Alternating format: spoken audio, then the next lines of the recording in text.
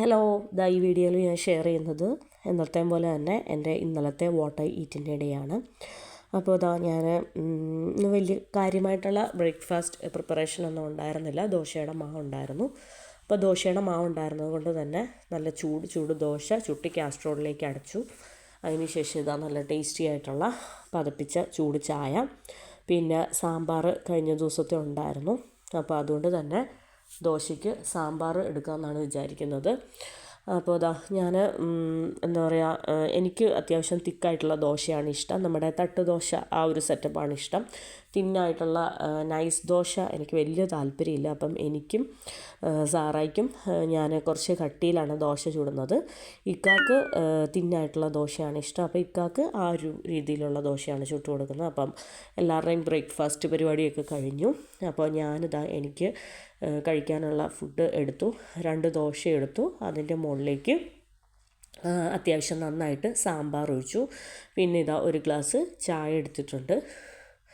അപ്പോൾ കഴിഞ്ഞ വീഡിയോയിൽ ഞാൻ ജസ്റ്റ് ഷെയർ ചെയ്തിട്ടുണ്ട് എൻ്റെ സാമ്പാർ.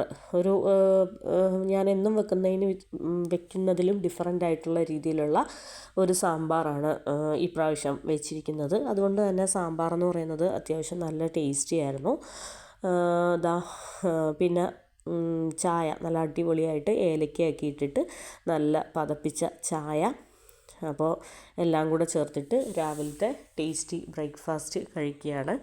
അപ്പോൾ സാധാരണ ഇപ്പം ദോശ കഴിക്കാത്തത് കൊണ്ടാണ് ഇക്കാക്ക് ഞാൻ പുട്ടും കാര്യങ്ങളൊക്കെ കൊടുത്തു. അപ്പം ഇക്കാക്ക് ദോശയാണെങ്കിൽ സാമ്പാർ മാത്രമല്ല, അതിൻ്റെ കൂടെ ചമ്മന്തി നിർബന്ധമാണ്. അപ്പോൾ ഇക്ക ദോശ കഴിക്കാത്തത് കൊണ്ടാണ് സാമ്പാർ മാത്രം വീട്ടിൽ റെഡിയാക്കിയത്. അപ്പോൾ എൻ്റെയും സാറായുടെയും ഫേവറേറ്റാണ് ദോശയും സാമ്പാറും.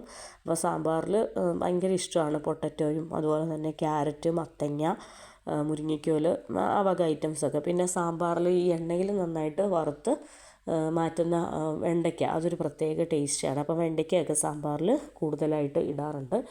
അപ്പോൾ വെണ്ടയ്ക്ക ഡയറക്റ്റ് വെജിറ്റബിൾസിൻ്റെ കൂടെ കട്ട് ചെയ്ത് സാമ്പാർ വെക്കുന്നതിനേക്കാളും ഒന്ന് എണ്ണയ്ക്കകത്ത് ഫ്രൈ ചെയ്തതിന് ശേഷം സാമ്പാർ വെക്കുമ്പോൾ ഭയങ്കര ടേസ്റ്റാണ്. അപ്പോൾ ബ്രേക്ക്ഫാസ്റ്റ് കഴിപ്പൊക്കെ കഴിഞ്ഞതിന് ശേഷം ഒരു ആപ്പിൾ കട്ട് ചെയ്ത് ഒരു വളരെ തിന്നായിട്ട് കട്ട് ചെയ്ത് അപ്പോൾ അത് കഴിച്ചു. അതിനുശേഷം ലഞ്ച് ടൈമായി. അപ്പോൾ ലഞ്ചായപ്പോൾ ഇന്നും റൈസ് എടുത്തില്ല. അപ്പോൾ റൈസ് കഴിക്കാനായിട്ട് ഇന്ന് തോന്നിയില്ല. കഴിഞ്ഞ ദിവസമൊക്കെ കാര്യമായിട്ട് ചോറുണ്ടായിരുന്നു. അതുകൊണ്ട് ഇന്ന് റൈസ് കഴിക്കാനായിട്ട് തോന്നിയില്ല. അപ്പോൾ 2 ചപ്പാത്തിയും അതുപോലെ തന്നെ കുറച്ച് ചിക്കൻ കറിയുമാണ് ഇന്ന് ലഞ്ചായിട്ട് എടുത്തിരിക്കുന്നത്. അപ്പോൾ ചപ്പാത്തിയും ചിക്കൻ കറി എന്ന് പറയുന്നത് അടിപൊളി കോമ്പിനേഷനാണ്. അപ്പോൾ ചിക്കൻ കറി ഉണ്ടായിരുന്നത് കൊണ്ട് തന്നെ ഉച്ചക്കത്തേന് ചപ്പാത്തി ആക്കാമെന്ന് വിചാരിച്ചു. അപ്പോൾ ഇതാണ് എൻ്റെ ഇന്നത്തെ വളരെ സിമ്പിളായിട്ടുള്ള ലഞ്ച്. അപ്പോൾ ചോറ് കഴിക്കാൻ മടിയുള്ള ദിവസങ്ങളിൽ ഉച്ചയ്ക്ക് ഇതുപോലെ ചപ്പാത്തി, അതുപോലെ തന്നെ പുട്ട്, പിന്നെ രാവിലത്തെ എന്തോ അപ്പം, ദോശ, രാവിലത്തെ എന്താണോ അത് തന്നെ എന്താ പറയുക ലഞ്ചിനും കഴിക്കും. അങ്ങനെയാണ്. അപ്പോൾ ചോറെന്ന് പറയുന്നത് കഴിക്കാൻ തോന്നുന്ന ദിവസങ്ങളിൽ ഇഷ്ടപ്പെട്ട സിമ്പിളായിട്ടുള്ള കറികളൊക്കെ ചേർത്തിട്ട് വളരെ ടേസ്റ്റി ആയിട്ട് എൻജോയ് ചെയ്ത് ചോറ് കഴിക്കും. ചോറ് കഴിക്കാൻ താല്പര്യമില്ലാത്ത ദിവസങ്ങളിൽ എന്നും ഡെയിലി റുട്ടീനായിട്ട് ചോറ് എടുക്കാറില്ല. അപ്പോൾ ഇങ്ങനെ എന്തെങ്കിലുമൊക്കെ തട്ടിക്കൂട്ടി കഴിക്കും, അതാണ് പതിവ്. അപ്പോൾ എന്താണേലും വളരെ ടേസ്റ്റായിരുന്നു, അടിപൊളിയായിരുന്നു. നല്ല സ്പൈസി ആയിട്ടുള്ള ചിക്കൻ കറി, അതിൻ്റെ മുകളിലേക്ക് അത്യാവശ്യം നന്നായിട്ട് ചപ്പാത്തിയുടെ മുകളിലേക്ക് അത്യാവശ്യം നന്നായിട്ട് ചിക്കൻ കറിയൊക്കെ ഒഴിച്ചു. ചിക്കൻ കറിയൊക്കെ ഒഴിച്ചതിന് ശേഷം വളരെ ടേസ്റ്റി ആയിട്ട് അടിപൊളിയായിട്ടുള്ള ലഞ്ച് കഴിക്കുകയാണ്, ചപ്പാത്തിയും ചിക്കൻ കറിയും. അപ്പോൾ ലഞ്ചും കഴിച്ചു. അതിനുശേഷം സീഡ്ലെസ് ഗ്രേപ്സ്, നല്ല ടേസ്റ്റി ആയിട്ട് നല്ല മധുരമായിട്ടുള്ള കുറച്ച് ഗ്രേപ്സ് കഴുകിയെടുത്ത് അത് കഴിച്ചു. അതിനുശേഷം പിന്നെ കഴിഞ്ഞ ദിവസം നമ്മൾ പുറത്ത് പോയപ്പോഴത്തേനും വാങ്ങിച്ചതായിരുന്നു ഒരു സ്വീറ്റാണ്, ബക്ലാവ എന്ന് പറഞ്ഞിട്ട്. അപ്പോൾ അത് നല്ല മധുരമാണ്. അതുകൊണ്ട് ഞാൻ ഒരുപാടങ്ങ് കഴിച്ചില്ല. ഒരു ചെറിയ പീസ് കഴിച്ചതിന് ശേഷം വീണ്ടും അത് ഫ്രിഡ്ജിലേക്ക് മാറ്റി വെച്ചു. ഇത് എത്ര ദിവസം വേണമെങ്കിലും ഫ്രിഡ്ജിലിരുന്നോളും. നമുക്ക് സ്റ്റോർ ചെയ്ത് വെക്കാൻ പറ്റുന്ന ഒരു സ്നാക്കാണ്, ചീത്തയായി പോകത്തില്ല. അപ്പോൾ ഞാൻ അത് ജസ്റ്റ് കാണിക്കാൻ വേണ്ടിയിട്ട് ഒരു വലിയ പീസ് ഷോട്ട് എടുത്തതാണ്. ഭയങ്കര മധുരമാണ്, ഭയങ്കര സ്വീറ്റാണ്. അതുകൊണ്ട് നമുക്ക് ഒരു ചെറിയ 1-2 ചെറിയ കഴിക്കുമ്പോഴത്തേനും തന്നെ നമുക്കത് നല്ല ടേസ്റ്റാണ് സംഭവം. പിന്നെ ഒരുപാട് മധുരം കഴിക്കണ്ടെന്ന് വിചാരിച്ചിട്ട് ഞാനത് തിരിച്ചു വെച്ചതാണ്. പിന്നെ ഇതെന്ന് പറയുന്നത് ഭയങ്കര അടിപൊളി ഒരു സംഭവമാണ്. ഇത് ഞാനങ്ങനെ കണ്ടില്ല. നമ്മൾ വസന്തഭവൻ എന്ന് പറയുന്ന വെജിറ്റേറിയൻ റെസ്റ്റോറൻറ്റ് ഉണ്ട്, തമിഴ്നാട് റെസ്റ്റോറൻറ്റ്. അവിടെ നമ്മൾ സ്ഥിരമായിട്ട് പോകാറുണ്ട്. അവിടെ പോയെങ്കിലും കഴിഞ്ഞ ദിവസമാണ് ഇതെൻ്റെ ശ്രദ്ധയിൽപ്പെട്ടത്. നമ്മൾ കൊച്ചിലെ മുതൽ നമുക്കറിയാവുന്ന ഒരു സ്നാക്കാണിത്. മിച്ചറാണ്, നമ്മുടെ മിച്ചറാണ്, തമിഴ്നാട് മിച്ചർ. നമ്മൾ എന്താ പറയുക, നമ്മൾ തമിഴ്നാട്ടിൽ ഇടയ്ക്ക് വെക്കേഷൻ അങ്ങനെയുള്ള ടൈമിലൊക്കെ കമ്പം, തേനി അങ്ങനെയുള്ള സ്ഥലങ്ങളിലൊക്കെ പോകുമ്പോൾ നമ്മൾ കിലോ കണക്കിന് തൂക്കി വാങ്ങിക്കും.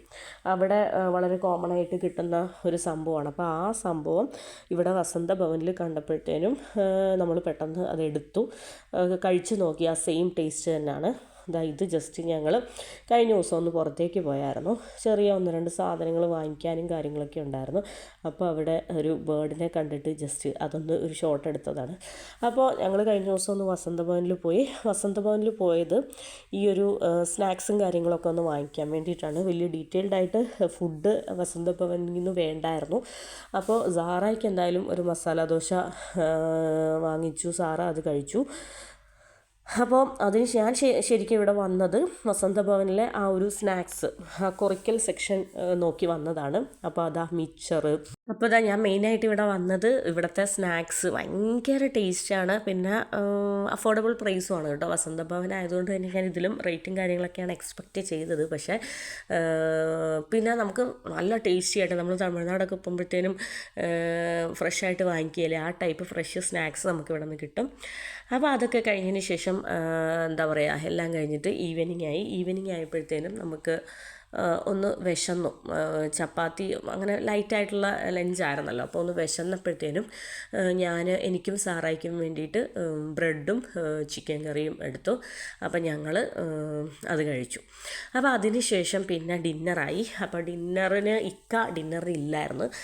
സാറായിക്കും ഈ പറയുന്ന പോലെ ബ്രെഡും ചിക്കൻ കറിയും അതൊക്കെ കഴിച്ചപ്പോഴത്തേനും മോൾക്കും എനിക്ക് കാര്യമായിട്ട് ഒന്നും തന്നെ വേണ്ടിയിരുന്നില്ല. അപ്പോൾ എനിക്ക് കുറച്ച് രാത്രി ആയപ്പോഴത്തേനും എനിക്കൊരാഗ്രഹം, ഈ സാധാരണ ഇങ്ങനെയുള്ള ആഗ്രഹം ഞാൻ ഇല്ലാത്തപ്പോഴത്തേനാണ് ചെയ്യുന്നത്.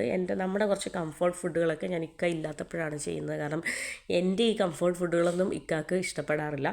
അപ്പോൾ അതുകൊണ്ട് തന്നെ എനിക്ക് നല്ല എന്താ പറയുക, നല്ല അപ്പവും അതുപോലെ തന്നെ അപ്പത്തിൻ്റെ കോമ്പിനേഷനായിട്ട് നല്ല കട്ട തേങ്ങാ ചമ്മന്തിയും കഴിക്കാൻ തോന്നി.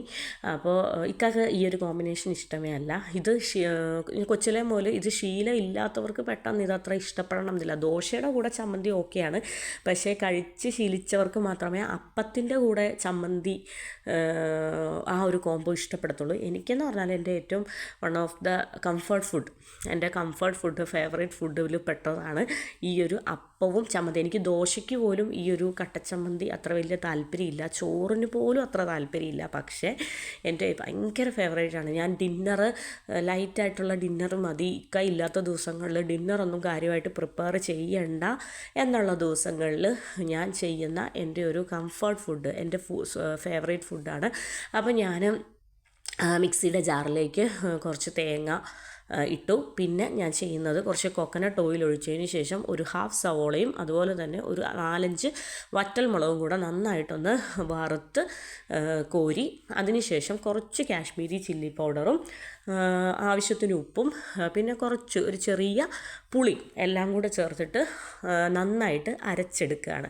അപ്പോൾ ഇതാണ് എൻ്റെ ഫേവറേറ്റ് ചമ്മന്തി എന്ന് പറയുന്നത്. അതായത് വെള്ളയപ്പത്തിന് നമുക്ക് ചമ്മന്തി എന്ന് പറയുന്നത് എങ്ങനെ വേണേൽ ഉണ്ടാക്കാം, ഏത് തരത്തിൽ വേണേൽ ഉണ്ടാക്കാം.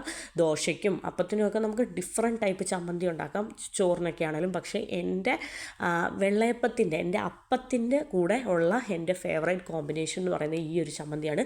ഇത് കഴിഞ്ഞിട്ട് എനിക്ക് എത്ര ടേസ്റ്റി ആയിട്ടുള്ള ചമ്മന്തി കിട്ടിയാലും എനിക്ക് ഇത് കഴിഞ്ഞിട്ടേ ഉള്ളൂ. അപ്പോൾ അതുകൊണ്ട് തന്നെ ഞാൻ എന്ത് ചെയ്തു, ചൂടായിട്ട് അപ്പം ചുട്ട് കാസ്ട്രോളിലേക്ക് മാറ്റുകയാണ്. അപ്പം എന്ന് പറയുന്നത് ഫ്രിഡ്ജിൽ നിന്ന് കുറച്ച് മാവെടുത്ത് ഉപ്പും സോഡാപ്പൊടിയും ചേർത്ത് ഞാൻ മാറ്റി വെച്ചുള്ളൂ. ഒരു 3 അപ്പത്തിനെങ്ങാണ്ടോ 3 അപ്പത്തിൻ്റെ മാവ് മാത്രമേ ഞാൻ ഫ്രിഡ്ജിൽ നിന്ന് മാറ്റിയുള്ളൂ. ബാക്കിയുള്ള അപ്പത്തിൻ്റെ മാവ് ഞാൻ ഫ്രിഡ്ജിലേക്ക് തന്നെ തിരിച്ചു വെച്ചു. അതിന് ശേഷം നല്ല അടിപൊളി കട്ട ചമ്മന്തി, നല്ല തേങ്ങാ ചമ്മന്തി. പിന്നെ ഞാൻ കണ്ടിട്ടുണ്ട് വെള്ളയപ്പത്തിന് ഈ ഒഴിച്ച ചമ്മന്തി ഉണ്ടല്ലോ, ലൂസ് ചമ്മന്തി, ദോശയുടെ സെയിം ലൂസ് ചമ്മന്തി കഴിക്കുന്നത് ഞാൻ കണ്ടിട്ടുണ്ട്. അതും കുഴപ്പമില്ലാത്തൊരു കോമ്പിനേഷനാണ്. പക്ഷേ എനിക്കെന്തോ അതിനേക്കാളുമൊക്കെ താല്പര്യം എന്ന് പറയുന്നത് അപ്പത്തിന് ഈ ഒരു തേങ്ങാ ചമ്മന്തിയാണ്. ചൂട്ടരച്ച ചമ്മന്തി ഒന്നുമല്ല, ഈ ഒരു ടേസ്റ്റാണ് എനിക്കിഷ്ടം എന്ന് പറയുന്നത്. അപ്പോൾ എൻ്റെ കംഫർട്ട് ഫുഡ്, എൻ്റെ വളരെ സിമ്പിളായിട്ടുള്ള ഡിന്നർ. അപ്പോൾ ഇത് കഴിച്ചു കഴിഞ്ഞാൽ വല്ലാത്തൊരു സാറ്റിസ്ഫാക്ഷനാണ്.